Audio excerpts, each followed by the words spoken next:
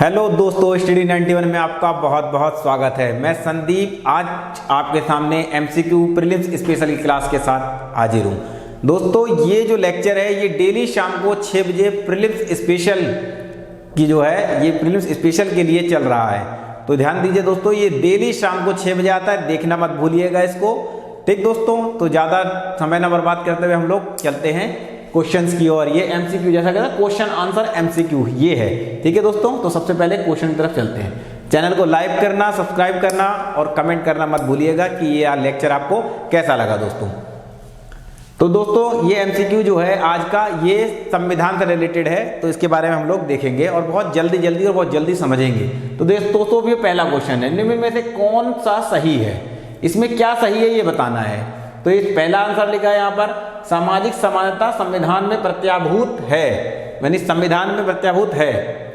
ठीक है, देश में सामाजिक समानता पहले से ही विद्यमान थी, सामाजिक समानता संविधान में प्रत्याभूत है। ठीक, उपरोक्त में से कोई नहीं। अब यहाँ पर देखिए जरा एक चीज समझने की बात है दोस्तों कि ये जो क्वेश्चन है ये जो बना है सामाजिक समानता संविधान में प्रत्याभूत नहीं है, यहाँ पर क्या कहा है, नहीं है, और यहाँ पर कहा है कि पहले से ही दी, और यहाँ क्या कह रहा है, सामाजिक समानता संविधान में प्रत्याभूत है। उपयुक्त में से कोई नहीं, तो इसमें क्या आंसर होना चाहिए दोस्तों? तो इसका आंसर जो है वो है सामाजिक समानता संविधान में प्रत्याभूत है। ठीक है, क्योंकि ये हमारे फंडामेंटल राइट में है।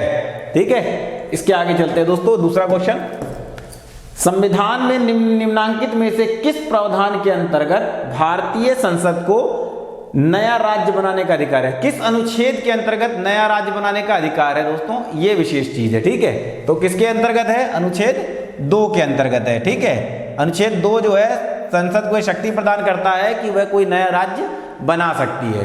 ठीक है दोस्तों, आगे चलते हैं। तीसरा क्वेश्चन, भारत एक गणतंत्र है, इसका क्या अर्थ है? गणतंत्र का अर्थ क्या होता है? ये मैंने अपने पहले लेक्चर में आपको बताया था जब मैं उद्देशिका पढ़ा रहा था कि गणतंत्र का अर्थ क्या होता है। तो गणतंत्र का अर्थ होता है कि हमारा जो राष्ट्राध्यक्ष है वो वंशानुगत नहीं होगा।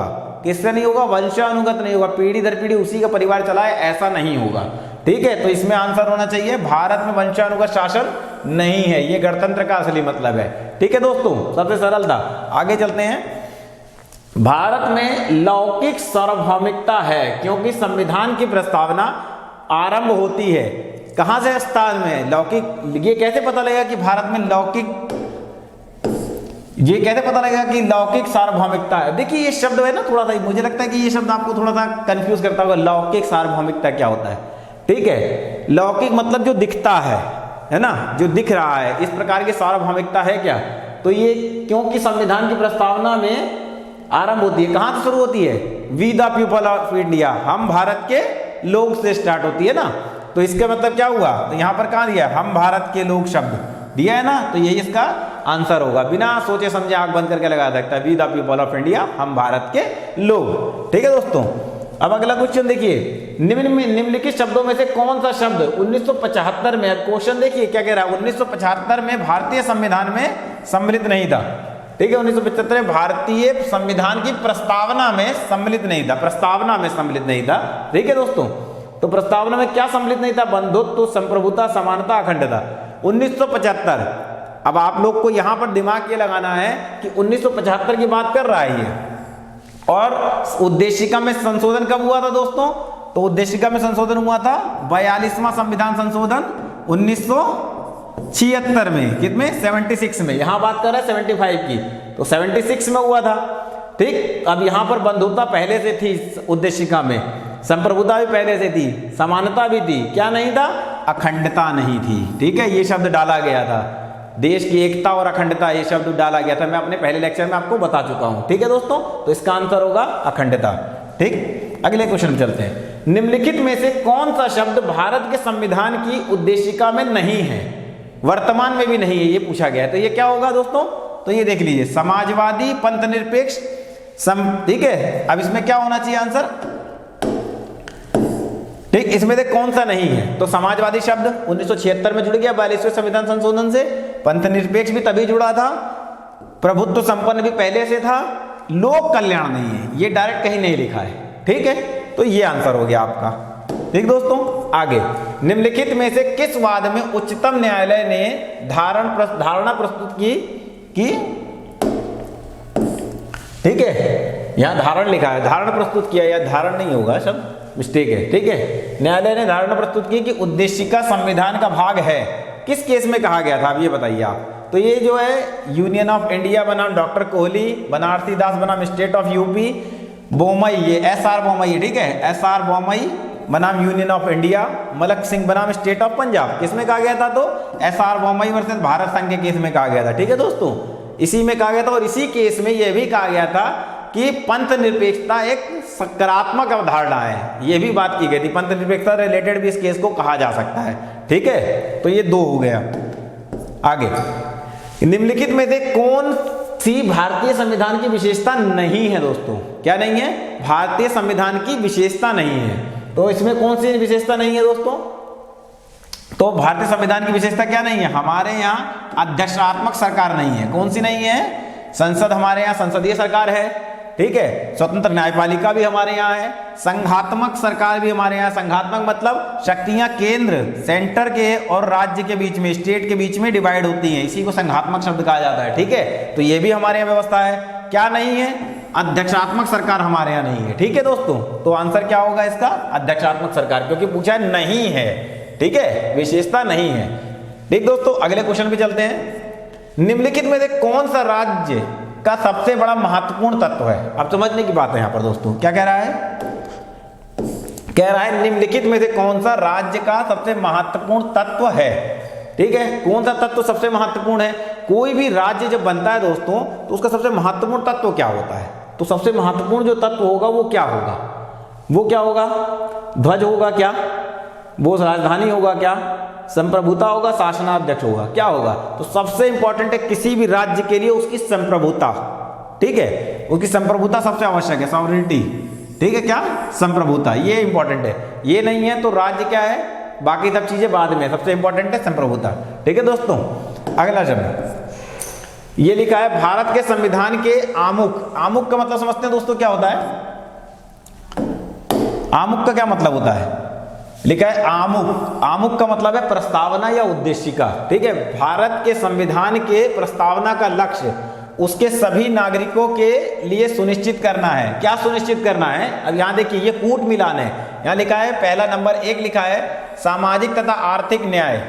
ठीक है, तो उद्देशिका में कितने प्रकार के न्याय की बात की गई है, 3 प्रकार के। कौन कौन से की गई है, एक तो सामाजिक की गई है, एक आर्थिक की गई है, और एक क्या की गई है, राजनीतिक की बात की गई है। ठीक है दोस्तों, ये तो आपको मैंने अपने लेक्चर में पहले भी बताया है। ठीक है, राजनीतिक की बात की गई है। और आगे ये दूसरा पॉइंट यहाँ लिखा है क्या, विचार तथा अभिव्यक्ति की स्वतंत्रता। तो स्वतंत्रता कितने प्रकार की दी गई है उद्देशिका में, 5 प्रकार की। कितने प्रकार की, 5 प्रकार की। क्या क्या दिया गया, देखो दोस्तों याद करने की ट्रिक होती है कि कैसे याद किया जाए। तो विचार, अभिव्यक्ति, बोलते हैं ना अभिव्यक्त कर रहे हैं, तो विचार, सोचना, अभिव्यक्ति, और विश्वास कैसे होता है, दिल से विश्वास करते हैं ना हम लोग। तो विचार, अभिव्यक्ति, विश्वास, ठीक है, धर्म, मतलब धर्म को हम पूजा पाठ से जोड़ लिया अगर, तो धर्म, फिर उपासना। ठीक है, तो उपासना की स्वतंत्रता, तो विश्वास, अभिव्यक्ति, विचार, अभिव्यक्ति, विश्वास, धर्म और उपासना की स्वतंत्रता। ठीक है, 5 प्रकार की स्वतंत्रता की बात की गई है। तो यहाँ 2 दिए गए हैं, विचार और अभिव्यक्ति दी गई है। ठीक है, अवसर की समानता।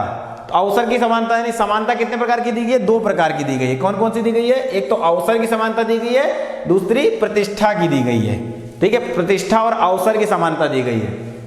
ठीक है, तो इसमें कूट मिलान में क्या आंसर होना चाहिए, ये तो उपलब्ध कराया गया है, ये उपलब्ध कराया गया है, समानता की बात की, लेकिन व्यक्ति की प्रतिष्ठा की बात नहीं की गई है, प्रतिष्ठा और अवसर की समानता की बात की गई है। तो यहां पर आंसर क्या होना चाहिए, आंसर होना चाहिए ये। ठीक है, ये आपका आंसर हो जाएगा। ठीक दोस्तों, अगला चलते हैं। अगला क्वेश्चन, 26 नवंबर 1949 को अंगीकृत भारतीय संविधान की प्रस्तावना में शब्द सम्मिलित नहीं था। कौन सा नहीं था, अब ये तो सिंपल सा क्वेश्चन है, ये तो मैंने आपको बता भी दिया था कि कौन सा शब्द नहीं है।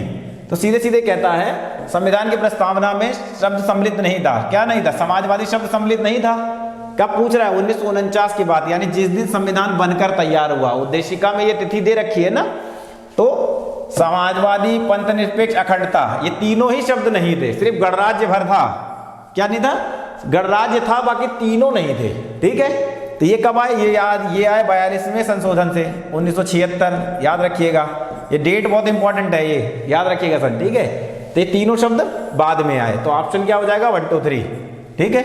नेक्स्ट क्वेश्चन, निम्नलिखित में से कौन सा भारतीय संविधान के उद्देश्यों को प्रतिबिंबित करता है? प्रतिबिंबित का मतलब क्या होता है भाई? पहले तो ये समझ लेना, क्वेश्चन को भली भांति समझना ही आंसर हो जाता है, ठीक है। उद्देश्यों को प्रतिबिंबित करता है, निम्नलिखित में से कौन भारतीय संविधान के उद्देश्यों को प्रतिबिंबित करता है? उसके उद्देश्यों को कौन दिखाता है? एक झटके में अगर देखा जाए तो कौन दिखाता है? तो संसद दिखाती है, नीति निर्देशक तत्व दिखाते हैं, संविधान की प्रस्तावना दिखाती है, मौलिक अधिकार दिखाते हैं। तो एक झटके में समझना चाहेंगे तो उद्देश्य कहां पता लगेगा? उद्देश्य कहां में पता लगेगा? संविधान की प्रस्तावना पता लगेगा, ठीक है दोस्तों। ये तो सिंपल था। अगला क्वेश्चन, संविधान को एक पवित्र दस्तावेज किसने कहा? अब दोस्तों ये बड़ा जो है अच्छा क्वेश्चन है कि किसने कहा, तो एक पवित्र दस्तावेज किसने कहा था? अब सीधी बात तो ये है, ये तो हो नहीं सकते, इनको तो आउट ही कर दिया आंसर से, ठीक है। ये भी नहीं है कि नहीं? अब कौन होगा? महात्मा गांधी या ये? आप अगर सोचेंगे तो सबसे ज्यादा आपका इन्हीं दोनों पे जाएगा कंफ्यूजन। तो यहां पर जो है BR अम्बेडकर थे, क्योंकि ड्राफ्टिंग कमेटी के अध्यक्ष थे और इन्हीं का संविधान में सबसे ज्यादा विश्वास था। तो इन्होंने ही क्या कहा था? एक पवित्र दस्तावेज कहा था, ठीक है दोस्तों। ये क्वेश्चन बहुत सरल था। नेक्स्ट क्वेश्चन, निम्नलिखित विवादों में से किसमें सर्वोच्च न्यायालय ने प्रस्तावना को भारतीय संविधान की मौलिक संरचना का भाग कहा है? क्या कहा है दोस्तों? मौलिक संरचना का भाग कहा है। अब ये क्या है, जरा मुझे बताइए, ये क्या होता है मौलिक संरचना का भाग? इसको आप क्या कहते हैं? ठीक, ये समझने की बात है कि मौलिक संरचना होती क्या है ना। तो मौलिक संरचना के बारे में 2 केस आए हैं। तो एक केस कौन सा है? इसका जो आंसर है वो है ये A.K. गोपालन, ठीक है। इसमें स्वीकार कर दिया। बेरुवरी में तो मना कर दिया था, संविधान उद्देशिका का भाग नहीं है, ठीक है। A.K. गोपालन में कहा था कि मौलिक संरचना का भाग है, ठीक है, मौलिक संरचना का भाग है, पर इसका कोई वो नहीं है, इसको पूर्णतः भाग नहीं मानता। लेकिन इस केस में क्या कह दिया था केशव भारती में? इसमें कहा था कि जो है प्रस्तावना है, प्रस्तावना क्या है? संविधान का भाग है, ठीक है। ये इस केस में पूर्णतः एक्सेप्ट कर लिया गया था। और ये भी कहा गया था कि उसके किसी भी फॉर्म में यानी पूरे रूप में परिवर्तन किया जा सकता है, सिवाय किसके छोड़ के? आधारभूत ढांचे को, बेसिक स्ट्रक्चर को छोड़ करके, ठीक है दोस्तों। इस केस में ये बात कही गई थी, ठीक है, केशवनाथ भारती के। नेक्स्ट क्वेश्चन, भारतीय संविधान की प्रस्तावना में जिन आदर्शों और उद्देश्यों, देखिए क्वेश्चन बड़े आसान होते हैं लेकिन इस तरीके से आते हैं कि बड़ा लिखा था, प्रस्तावना में जिन आदर्शों और उद्देश्यों की रूपरेखा दी गई है उनकी व्याख्या कीजिए। क्या? उनकी व्याख्या की गई है। किसमें की गई है? आदर्शों और उद्देश्यों की व्याख्या कहाँ की गई है? व्याख्या की बात कर रहा है। अभी आदर्श किसमें दिए? प्रस्तावना में तो सिर्फ शब्द बताए हैं ना, उनकी व्याख्या कहाँ पर है? तो उनकी व्याख्या 3 जगह मिलती है। कहाँ कहाँ मिलती है? एक तो मिलती है मौलिक अधिकार में, दूसरी किसमें मिलती है? राज्य के नीति निर्देशक तत्वों के सिद्धांतों के अध्याय में, इसमें भी मिलती है, ठीक है। तो इसका ऑप्शन जो होगा मूल अधिकार, राज्य के नीति निर्देशक तत्व और मौलिक कर्तव्य यहां मिलती है, यानी आंसर इज दैट ये हो जाएगा आपका, ठीक है दोस्तों। तो ये हो गया। अब नेक्स्ट क्वेश्चन, ठीक, नेक्स्ट क्वेश्चन पे चलते हैं। अगला, निम्नलिखित में से किसने भारतीय संविधान की प्रस्तावना को हमारे प्रभु संप्रभु, ठीक है। अब देखिए क्वेश्चन बड़ा अच्छा है, क्या लिखा है कि हमारे संप्रभु प्रजातांत्रिक गणतंत्र की जन्म कुंडली कहा है। जन्म कुंडली किसने कहा है प्रस्तावना को? सीधी बात अगर ये पूछी जाए कि प्रस्तावना को जन्म कुंडली किसने कहा जाए तो क्या मुंशी ने, ठीक है दोस्तों। ये हो गया, ये सिंपल था। नेक्स्ट क्वेश्चन, भारतीय संविधान की उद्देशिका में संशोधन किया गया, कितनी बार किया गया और कब किया गया? तो अब तक सिर्फ एक बार संशोधन हुआ है। कितनी बार हुआ दोस्तों? सिर्फ एक बार हुआ है। कब हुआ था? 42वें संविधान संशोधन 1976, ठीक है। ये डेट याद रहेगी, सिंपल है, बार बार हटा चुका हूं। आगे, निम्नलिखित शब्दों में से कौन सा शब्द 1975 में भारतीय संविधान की प्रस्तावना में सम्मिलित नहीं था? अब ये क्वेश्चन देखिए, रिपीटेड क्वेश्चन है एक तरीके से, समझ लीजिए क्या है। 1975 में शामिल नहीं था। कौन सा शब्द शामिल नहीं था? बंधुत्व तो पहले से था, संप्रभु पहले से था, समानता पहले से था, अखंडता नहीं था, है ना। राष्ट्र की एकता और अखंडता, राष्ट्र की एकता था लेकिन अखंडता नहीं था। अखंडता को कब जोड़ा गया? 1976, 42वें संविधान संशोधन, ठीक है दोस्तों, ध्यान रखिएगा। नेक्स्ट क्वेश्चन, हम भारत के लोग शब्द का प्रयोग भारतीय संविधान में कहां किया गया है? तो कहां किया गया? सीधी बात है, we the people of India. ये प्रस्तावना में कहा गया, आप लोग रट चुके हैं इस चीज को। ठीक है दोस्तों, ये मैं अपने पहले लेक्चर में आपको बहुत अच्छे तरीके से समझा चुका हूं। तो संविधान की प्रस्तावना में प्रस्तावना, उद्देशिका और पेरियम्बल ये एक ही शब्द है। ठीक है, कई बार इसको आमुख भी कह देते हैं। क्या कहते हैं? आमुख भी इसी को कह देते हैं, ध्यान में रखिएगा। ठीक है दोस्तों, निम्नलिखित में से कौन सा शब्द भारत को संविधान की उद्देशिका में नहीं है? यहाँ को नहीं, यहाँ पे के शब्द होना चाहिए था। भारत के संविधान की उद्देशिका में नहीं है। ठीक है, की उद्देशिका में नहीं है, ये क्वेश्चन है। ठीक है दोस्तों, तो बताइए कौन सा संविधान में नहीं था? तो प्रभुत्व संपन्न है कि नहीं है, ये वाला क्वेश्चन है। देख, प्रभुत्व संपन्न है, पंथ निरपेक्ष है, समाजवादी है, ये दोनों शब्द तो 1976 में जुड़े हैं।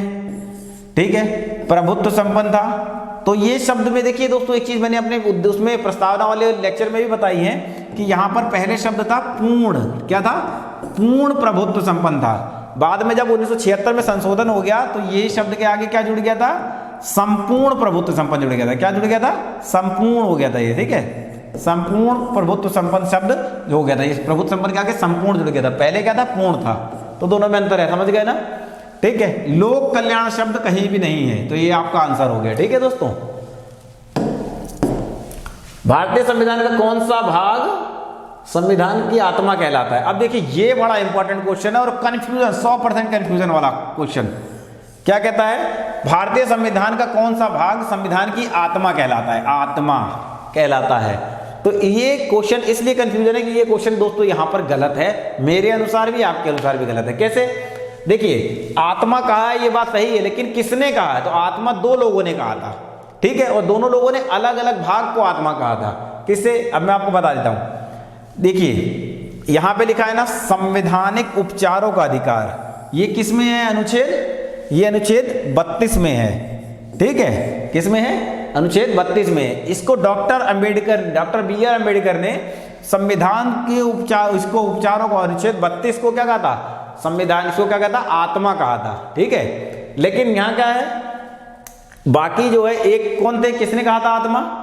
तो इसके अलावा जो ये जो शब्द है आत्मा कहलाता है कि कौन सा भाग? तो प्रस्तावना को आत्मा कहा था आपको, क्या नाम है, ठाकुर दास भार्गव ने। किसने कहा था? ठाकुर दास भार्गव जी ने। यहां पे मैं लिख दे रहा हूं। ठीक है, ठाकुर दास भार्गव जो हैं, इन्होंने क्या कहा था? इन्होंने कहा था किसको? उद्देशिका को कहा था। ठीक है, ठाकुर दास भार्गव ने उद्देशिका को कहा था संविधान की आत्मा। ठीक है दोस्तों, नेक्स्ट क्वेश्चन, समाजवादी शब्द उद्देशिका में कब जोड़ा गया? बार बार यही बात आ रही है, कब जोड़ा गया, कब जोड़ा गया? बता चुका हूं आपको कि 42वें संविधान संशोधन 1976। अब दोस्तों एक बार जरा इन संशोधनों पर भी एक नजर डाल लीजिए आंसर के लिए, कि हो सकता है आगे न टकरा जाए। 44वां संविधान संशोधन ये 1976 में हुआ था। ठीक है दोस्तों, और ये हुआ था 1978 में 44वां। ठीक है, ठीक, और 52वां कब हुआ था? ये हुआ था 1985 में। ठीक है दोस्तों, ये ध्यान रखिएगा, सन याद रखिएगा। दूसरा, ये बना था स्वर्ण सिंह कमेटी। कौन सी? स्वर्ण सिंह कमेटी की रिपोर्ट जो थी उसको प्रवृत्त कराने के लिए 42वां संविधान संशोधन हुआ था, जिसमें प्रेम्बल के अलावा भी बहुत सारे संशोधन हुए थे। ठीक है, 44वां संविधान संशोधन 1978 में हुआ था। कब हुआ था दोस्तों? यही जो है, इसी में संपत्ति के अधिकार को संवैधानिक अधिकार थे, यानी मूल अधिकारों से निकाल करके जो है विधिक अधिकार बना दिया गया था। ये इसी में हुआ था 44वें संशोधन में। ठीक है, और 52वें संशोधन में क्या हुआ था? 1985 52वां संशोधन, ये जो है दल बदल से रिलेटेड है। किससे? ये दल बदल से रिलेटेड हुआ था इसमें। ठीक है, ये ध्यान रखिएगा, 52वें संविधान संशोधन ने। ठीक, ये आपका हुआ क्लियर। आगे चलते हैं। भारत के संदर्भ में निम्न में से कौन सा धर्मनिरपेक्ष शब्द का सही अर्थ है? अब यहां पे सिर्फ अर्थ बताना है कि कौन सा अर्थ सही है आपके अनुसार। तो ये बहुत सिंपल है, सरल है। क्या मतलब होता है जरा हमको समझाएंगे आप लोग इसको बताएंगे। ये मैं आज इसका एक थोड़ा सा कॉन्सेप्ट भी आपका क्लियर कर दूं। धर्मनिरपेक्षता शब्द, ठीक है, इससे रिलेटेड दो केस मैं आपको बता चुका हूं। धर्मनिरपेक्षता, अब एक बात तो दोस्तों यहां आपको समझने लायक है, संविधान में जो उद्देशिका है संविधान की, उसमें धर्मनिरपेक्ष शब्द है या पंथ निरपेक्ष शब्द है। ठीक है, एक बात तो समझ लीजिए, पंथ निरपेक्ष, इन दोनों में क्या अंतर है, इनको भी एक बार समझना बहुत जरूरी है। इसलिए नहीं कहता हूं मैं कि ये रट्टा मार लीजिए पास तो हो ही जाएंगे, लेकिन मैं समझने के लिए चाहता हूं कि कल को अगर समाज में आप बैठें तो आपसे ये इस चीज पे आपको शर्मिंदा ना पड़ाओ कि आपको धर्म और पंथ में अंतर नहीं मालूम है। ठीक है, पंथ शब्द की अंग्रेजी क्या होती है? आप पेरियम्बल अगर अंग्रेजी में पढ़ेंगे तो मिलेगा रिलीजन। क्या? रिलीजन। लेकिन धर्म की कोई अंग्रेजी नहीं होती है। धर्म की अंग्रेजी धर्मा लिखते हैं, इसकी कोई अंग्रेजी नहीं है। ठीक है, धर्म की अंग्रेजी कोई नहीं है एक तरीके से। तो पंथ है वो जो शब्द है उद्देशिका में, वो क्या है? पंथ निरपेक्ष है, धर्म निरपेक्ष नहीं है। पंथ की एक सिंपल परिभाषा होती है दोस्तों, वो क्या होती है? वो होती है कि एक निश्चित व्यक्ति से शुरू हुआ, एक निश्चित पुस्तक हो उसकी, और उसकी एक निश्चित पूजा पद्धति हो। ठीक है, अगर ये तीन चीजें मिल जाएं तो मान लेते हैं कि वो पंथ है। जैसे आप इस्लाम ले लीजिए, तो इस्लाम क्या है? इस्लाम जो है मोहम्मद पैगंबर से पैदा हुआ कि भाई उनके द्वारा शुरू किया गया एक मजहब था। मजहब, पंथ को मजहब भी कहते हैं, उनके द्वारा शुरू किया था। ठीक है, उनकी धार्मिक पुस्तक कुरान है। ठीक है, और उनकी एक निश्चित पूजा पद्धति है कि उनको उसी तरीके से नमाज अदा करनी है। लेकिन इसको आप अगर हिंदुत्व के संदर्भ में समझेंगे तो हिंदुओं में है कैसा? इसमें नहीं। हमारे पास बहुत सारी किताबें हैं, है कि नहीं? हमारे पास गीता भी है, रामायण भी है, वेद भी है, पुराण भी है, उपनिषद भी है। ठीक है, सभी प्रकार की पुस्तकें हमारे पास, एक नहीं है। पूजा पद्धति में 33 कोटि देवी देवता भी हम लोग कहते हैं, एक दो नहीं है हमारे कि एक के द्वारा शुरू हुआ हो, है कि नहीं? तो हिंदुत्व को नहीं मानेंगे, लेकिन क्या है? सनातन एक उसका हिंदुत्व का एक अंग है, सनातन, वो मान सकते हैं हम लोग दोस्तों। ये अनौपचारिक बात है, लेकिन इसको समझने की आवश्यकता है। तो पंथ और इसमें धर्म निरपेक्ष में अंतर समझ गए, इसलिए पंथ निरपेक्ष। क्या?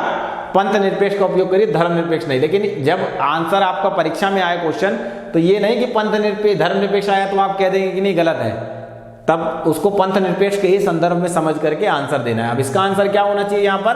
इसका आंसर होना चाहिए भारत में राज्य का कोई धर्म नहीं होगा। क्या? धर्म नहीं होगा। दोस्तों ये मैं अपने पहले लेक्चर में बता चुका हूं कि हम लोग आज़ादी के 50 साल तक इसकी नेगेटिव परिभाषा समझते रहे। क्या समझते रहे? नेगेटिव परिभाषा समझते रहे कि पंथ मतलब किसी धर्म का अपन संस्कार नहीं करेंगे क्योंकि राज्य का कोई धर्म ही नहीं होता है।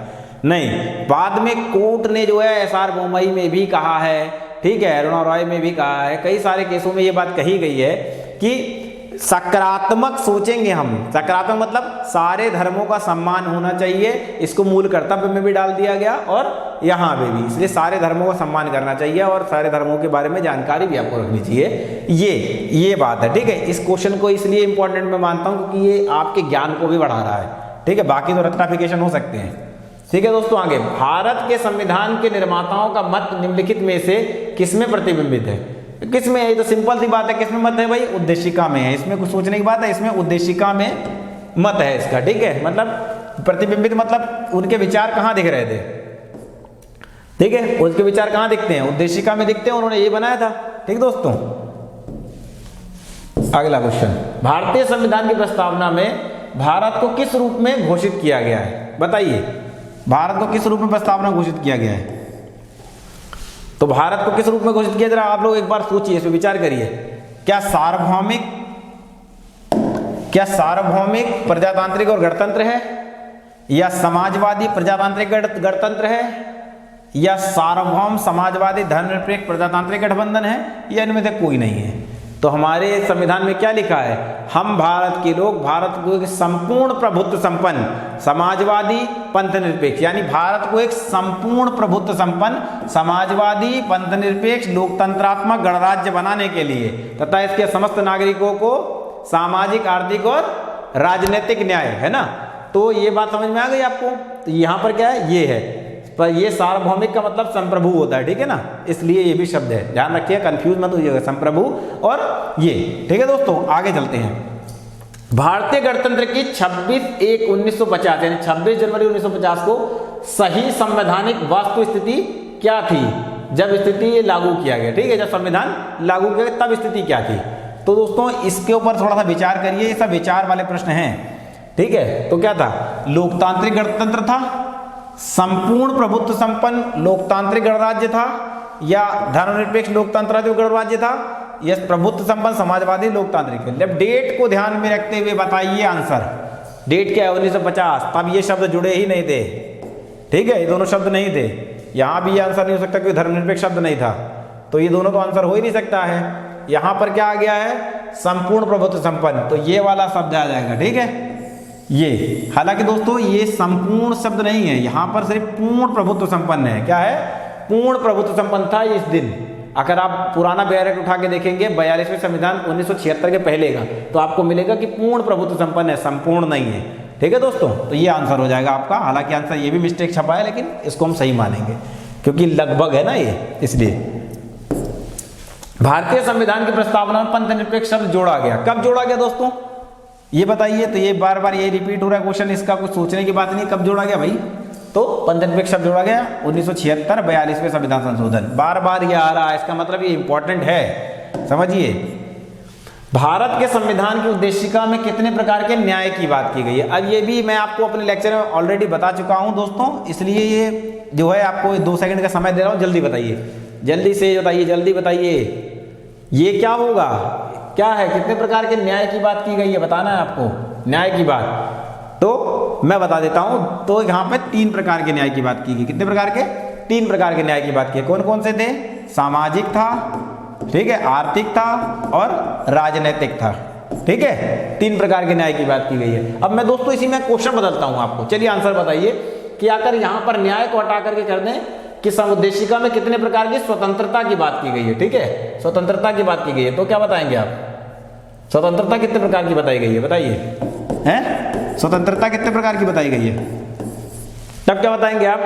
तब आंसर हो जाएगा आपका 5 प्रकार की। कितने प्रकार की दोस्तों? 5 प्रकार की। और समानता कितने प्रकार की?